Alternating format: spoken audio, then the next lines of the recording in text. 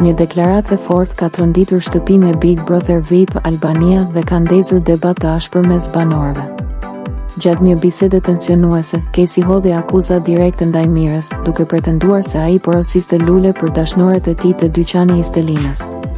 Sipas Caseyt, kjo situatë ka qenë e njohur prej kohësh dhe nuk bëhet fjalë për një rast të izoluar, por për një veprim të përsëritur. Këto fjalë sollën reagim të menjëhershëm nga Stelina, e cila u shfaq dukshëm e prekur dhe e revoltuar. Banorja i quajti këtë deklaratë turpëruese dhe të pavërtetë, duke mohuar kategorikisht çdo aludim dhe duke theksuar se emri i saj dhe i familjes po përdoret padrejtësisht në lojë.